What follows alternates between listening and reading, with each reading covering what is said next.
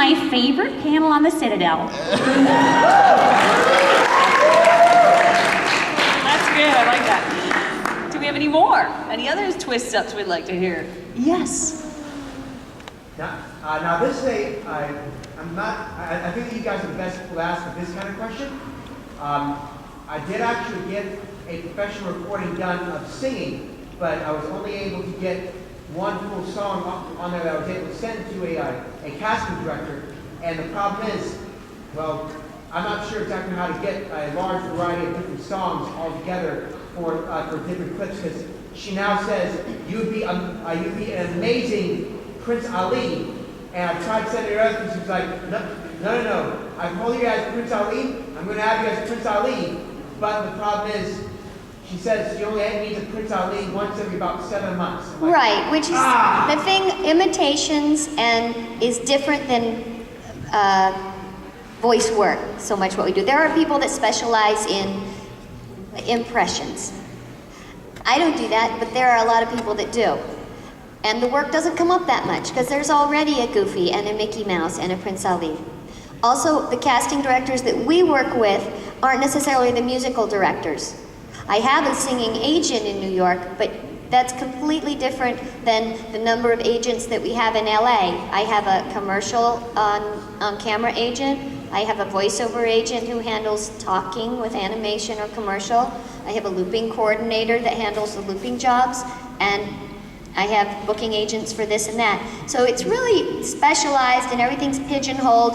And if you are a great singer, I would say a full song is never what they need anyway. They need maybe just a piece of the chorus, and then at the same with a commercial demo, you want to make sure that you have, your belting, you want your whispering, you want your different voices and your different singing. And there are agents that just specialize in the singing, and that's probably what you want more than a voiceover casting director agent. Yeah. Just so you understand too, for example, if Debbie could do a bang-on impersonation of Jen singing, for example, that's cool, but then they say, well, let's just get Jen.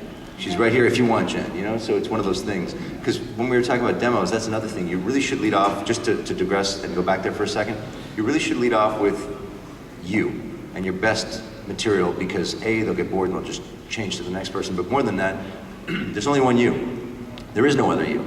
And that's the best thing you bring to the table. You and all your flaws. You don't have to be perfect, you don't have to sound like anybody, you just have to be you. You don't even have to sound like you. There's no such thing. Flaws are in. But know that there is one you, but on that casting director's desk, there are 3,500 people who are just them. So you have to know it's just one person, and there's only so many hours in the day. You've got to give them these pieces that will be available to them. What I was getting at is some people say, I do an old man voice, or I do whatever, and that's cool, and you listen, you go, wow, that's a really good old man voice. But then they go like this. There's a lineup of 300 old men right here that we're going to walk in here and just do this role, so. Yeah. Yes, Chris. 10 minutes. 10 more questions. Yes. Overseas? I've gone to Canada to shoot stuff. Once in a while. More television and film will take you overseas, but conventions do. Yeah, it's fun. Now with Skype, I've done a lot of films where we'll just Skype with the director elsewhere because it's such a money saver and there's no real time delay.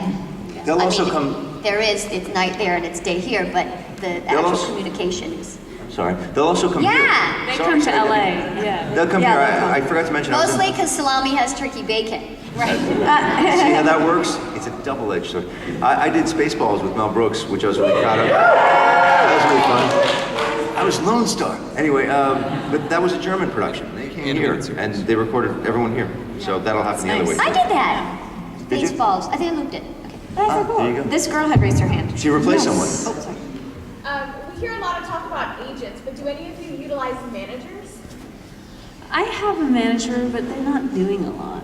I think managers, we don't really, there are a couple of managers in voiceover work, but not many of us have them. If you have a really solid agent, you don't really need a manager, but in on-camera work, most people have a manager and an agent.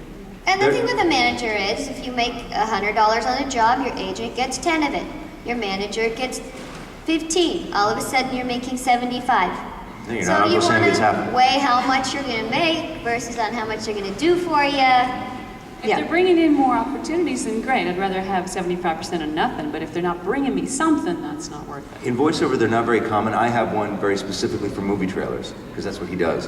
And that's a really, really small world to get into, and so he gets me opportunities there. Cool. How about Jason this Moore. guy right here? I'm sorry for all the questions for Jennifer, No, it's because okay. I just No. love Metal Gear Solid.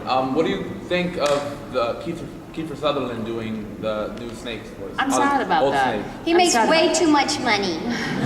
I think I understand Kiefer's a really nice guy, and he's talented. I am sad that David's not Snake, because to me, David will always be Snake. Yeah, and I understand why they changed it, because it's old Snake, it's not Solid anymore, but the thing is, like, in the previous games, he has done Old Snake.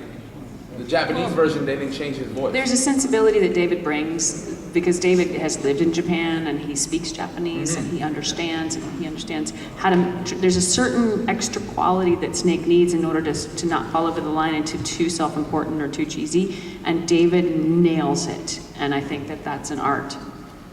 It's interesting too, because I'm not really sure that, especially in gaming, if it makes that much of a difference to a gamer if there's a name in it or not. I don't know that it does. Yeah, I feel like it's the voice acting that counts over Yeah. the name, right? How do you guys feel when you play Yeah. games? Do the voices matter to you? Yeah. For real, I mean, As long as and have you guys That's played good to games hear. where you've thought that the acting or the voices are Who really cares cool? if it's an on-camera celebrity? Who cares about that? Who doesn't care if it's an on-camera celebrity if the voice is still a great voice actor? See? Yeah. See? That's Well, what I you like guys- to hear. You know, and a lot of the on-camera, a lot of the movie Can we stars. do that again one more time? We're running out of time, so Oh, go ahead. Yeah. What would you say is your most popular voice role? Yeah. Right now, I would say Commander Shepard. For me. Yeah, probably, I guess Liara and Lightning, but you know, Naruto, I play Cotting, and Naruto is now number one on Hulu. I was looking for animation and it was Naruto. I was like, what? That's insane. I think X-Men is up there too. I Yeah. like Jimmy Neutron, and I also I have a voice on Monster High. I do the voice of Draculaura. She's That's very awesome. fantastic doll right now. Well, she's a bit higher. Okay. And for me, I guess Batman, and this is a young crowd, but Curious George, because anyone with kids has it on the PBS. You know, I've been on Curious George for so many episodes, and I've never said one word. I just meow. I'm She's Gnocchi the kitty cat. I've Do it. done like 3 or 4 shows where I don't make any human noises, like Tenchi Muyo. I was a cat / spaceship. I just meowed and turned into a spaceship. And on Oswald the Octopus, I was Weenie the dog. And the caterpillar's baby. And then Curious George, I'm just the. Ladies and gentlemen, they pay you for this stuff. Yeah, what'd you do today, Mom? Nothing? You get paid to pretend. I saw a hand Say a up over word. here. Yes. In the back. I was just asking if you could do a Curious George on Batman.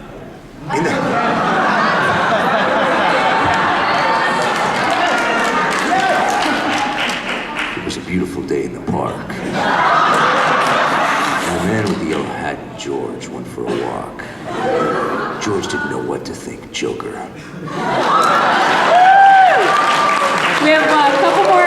Yeah. No, you after the guy in the white in the back. He had his hand up as well. So him first and then you. So guy in the white. Could you say car games on motorcycles in Batman's voice? Car gangs, what is it? Car games on motorcycles in Batman's voice. Car gangs on motorcycles. Is that what you said? Car gangs? Yeah. Yes. I apologize if this is asked before because I just got here. Anyways, who did you first play as a voice actor? That's a good question. No, it hasn't been asked. My first animation job was Ivy in Where on Earth is Carmen Sandiego. nice. I don't remember my first, but one of my firsts was That's what they all the say. voice of Tinkerbell on Peter Pan and the Pirates. I said earlier, but mine was on Family Guy at the end of the Stewie Griffin movie. That was my very first job. I was like, what? That was awesome. But I sing Turn Back Time and I force all the sailors to go diving off into the water. I sing as Meg's voice singing because she didn't want to sing. I think I was in an episode of Gargoyles as like punk kid number 1 or something. I think I got killed cartoon style at that. And my first big job was Eduardo Rivera in Ghostbusters. Any other questions? Okay. Right here. Last question? Last question. Yeah, regarding professional voice work, if you're trying to get into the business and you don't have, you can't find a proper agency or talent agency or something like that, are you able to like take a risk and be your own agent in a way? Well, always you can by going to Voice 123 or VO Planet, paying the $250 or whatever a year, and start auditioning yourself, throwing it up on the web, and see if you get cast. Have your studio at home, get your mic, get your iPad, record at home, turn them into MP3s. Quite You can do honestly, though, that Voice That's all we 123 do. stuff, I just personally feel it'd be better if you kind of slugged it out and tried to get an agent, just because eventually with all those online sources, you can get a job and it's the pride of, I got a job, and then you basically don't get paid much because, Yeah. I mean, You But can't, you you can't can. make a living. you can, well, You can. Doing it. I know Debbie's people right. that do She's it. right. I was Take going it to back. mention, if you guys want to build, some of us have more elaborate studios at home, but I know I started with the little, Blue makes something called the Snowball mic, and I think now, yeah, right? It's a pretty insulated little mic, and it works well. I've moved up to a better USB mic. Jen's always on my case to fix that. No. But the Snowball's really nice, and it's you can travel with it, and it's just a USB mic, so And you also want to go to where it is. I lived in Nashville and realized I want to do animation. I moved. If you live in a big city like Orlando, you can do commercials here. You can't do animation here. You may be able to do some promos here, but most of the promos are and commercials and animation are gonna be in LA. You can do promos and commercials in New York too, in Chicago, But get your chops here where the cost of living is lower and the opportunities are greater. I got my chops started in Birmingham, Alabama. And I made a demo and I had a schedule and I cold called ad agencies on a schedule. And I would call them up and I would make an appointment to go there, show them my demo. It was nerve-wracking, I hated it, I was miserable, but I made myself happy. I made myself go and I hit the streets because there were no agents in Birmingham. But I did hundreds of commercials because I really worked my heart and I got in, so that when I went to LA and I did my first demo, the way I got an agent was the woman who produced my demo, Cindy Akers. I did 8 completely different spots in 45 minutes. I was done, and she thought I was a rock star and so crazy gifted she didn't even know. Fact is, I'd done hundreds of them already. I had put in my time, gotten myself up to speed so that when I got in with the big leagues, I could hit like them. And I didn't make my first impression as a beginner. I made my first impression as an expert.